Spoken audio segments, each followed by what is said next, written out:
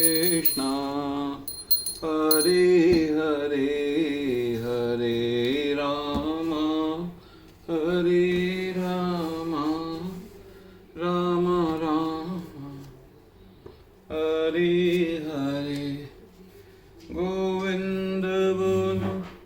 आज हम 8वें अध्याय के श्लोक 17 का अर्थ कंटिन्यू करेंगे। त्रेता युग में पापों का प्रारंभ होता है। ये युग 96,000 ईयर्स तक चलता है।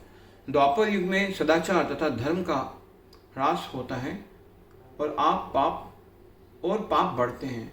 यह युग 864,000 ईयर्स 8,64,000 वर्षों तक चलता है। सबसे अंत में कलयुग, जिसमें हम विगत 5,000 वर्षों से भोग रहे हैं, होता है, जिसमें कलह, अज्ञान, अधर्म तथा पाप का प्राधान्य रहता है और सदाचार का प्रायः लोप हो जाता है।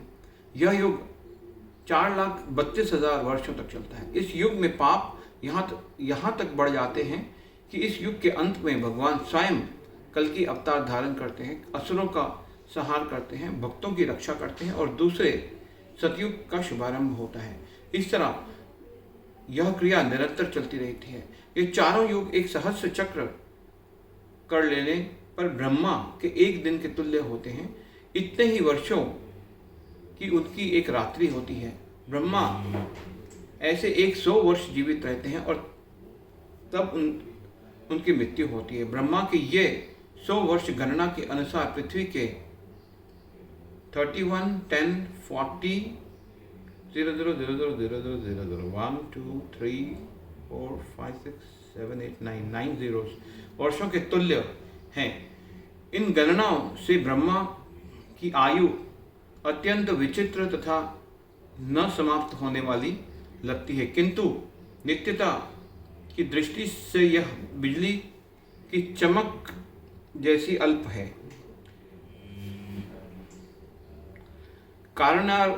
कारनार्नव में असंख्य ब्रह्मा अटलांटिक सागर में पानी की बुलबुलों के समान प्रकट होते हैं और लोप होते रहते हैं। ब्रह्मा तथा उनकी सृष्टि भौतिक ब्रह्मांड के अंग हैं, फलस्वरूप निरंतर परिवर्तन होते रहते हैं। इस भौतिक ब्रह्मांड में ब्रह्मा भी जन्म जैसे रोग तथा मरण की क्रिया से अछूते नहीं हैं। किंतु चूंकि ब्रह्मा इस ब्रह्मांड की व्यवस्था करते हैं, इसलिए वे भगवान की प्रत्यक्ष सेवा में लगे रहते हैं। फलस्वरूप उन्हें तुरंत मुक्ति प्राप्त हो जाती है।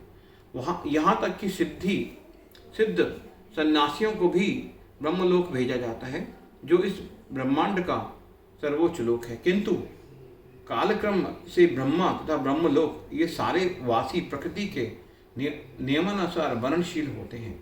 अव्यक्ता द्वैशक्त्य सर्वा प्रभवन्त्यहरागमय रात्र्यागमे प्रलीयन्ते तत्रे वाव वक्त संज्ञत के।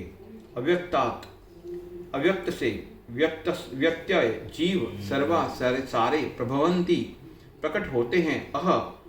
आगमे दिन होने पर, रात्रि आगमे रात्रि आने पर, प्रलीयन्ते विनष्ट हो जाते हैं। तत्र उसमें एव निश्चय ही अव्यक्त अप्रकट संग के नामक कहे जाने वाले ब्रह्मा के दिन के शुभारंभ में सारे जीव अव्यक्त अवस्था में व्यक्त होते हैं और फिर जब रात्रि आती है तो वे पुनः अव्यक्त में विलीन हो जाते हैं। भूतग्राम स एवायम भूतवा प्रलीयते रात्र्यागमेवश पार्थ प्रभवत्यहरागमे। हरे कृष्णा कृष्णा